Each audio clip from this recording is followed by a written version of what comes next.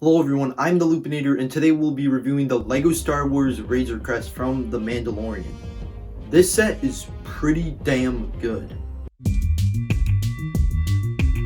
The minifigure selection is a weaker part of the set. The Mandalorian figure is just alright. This is the exact same Mando figure as the AT-ST Raider set from last year, and it's the armor that he wears for only the first few episodes of the season.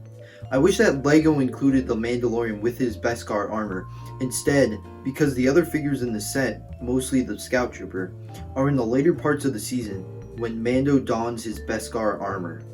Under the helmet there is still a black head, which I don't mind too much, but it could be a problem for some people because they did show his face at the end of the first season. And there is some nice back printing, but overall this figure leaves a bit to be desired because it is not the version of Mando that most people wanted.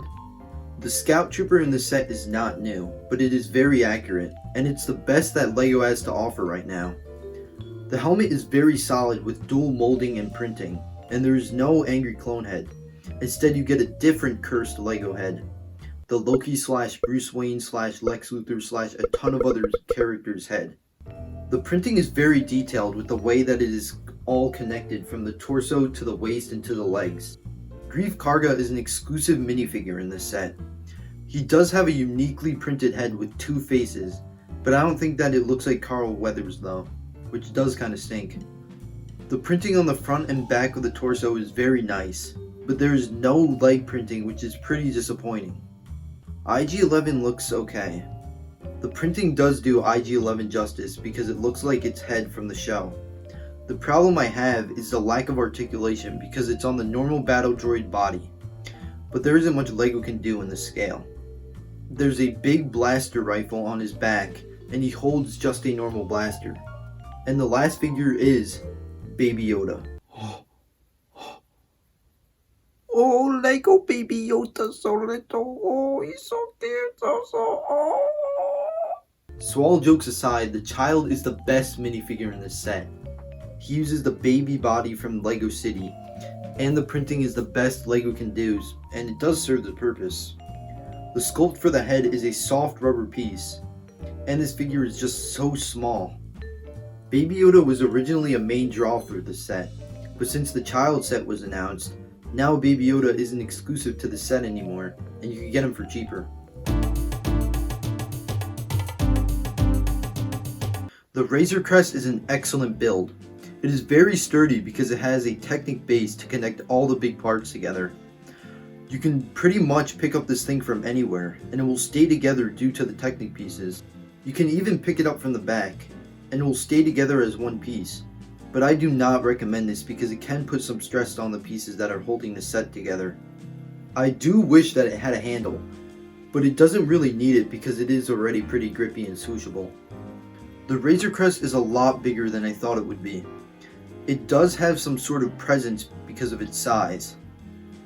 There are a good amount of stickers in the set. They are pretty easy to put on because they are pretty large.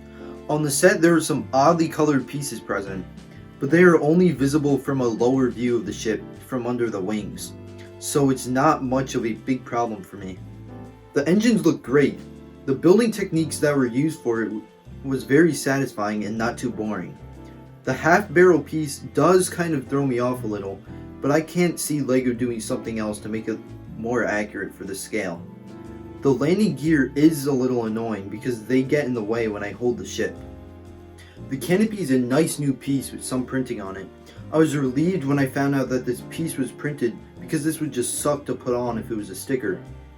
You can pull the little handle to take off the canopy and you could see the interior. The cockpit has two red seats. I think the seats should be dark red to make it more accurate, but the normal red color works too. There's that plain printed console piece that is used. It's simple, but it does do the job.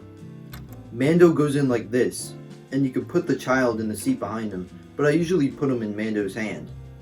When you have the cockpit open, you can lift this piece up to reveal some clips for weapon storage.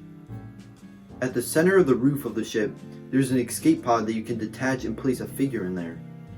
It looks pretty funny when the figure is in it because you can see the minifigure's face peeking out. For the front right side panel of the ship, you can lower it and see that there is storage for extra missiles for the spring-loaded shooters. This can also be used as weapon storage for other weapons. On the opposite side of that, if you lower that panel down, you have a bed for Mando that he could lay in, or you could have Baby Yoda stand on it. On the back, there's a panel for the loading bay that you can push down. While that's lowered, you can lower the other side panels on both sides that I haven't talked about yet to give a big look at the interior of the Razor Crest. The inside of the Razor Crest isn't too fancy, and that's not a problem at all. Inside, you have some bounties frozen in carbonite like in the TV show. They can slide out very easily, and they use stickers that look very good. The interior of the Razor Crest is perfect to store minifigures inside of it too. There are 2 buttons on top of the Razor Crest that you could push down for both the spring-loaded shooters. Now, I do wish that there was another minifigure included in the set to make up for not having Beskar Armor Mando. I feel like LEGO could have squeezed in a small speeder for the Scout Trooper without increasing the price, but the set is still worth it for $130. This set is essential if you want to start a LEGO Star Wars The Mandalorian collection, and it is definitely worth it. I hope you enjoyed this review, and please like and subscribe, and I'll see you in the next video.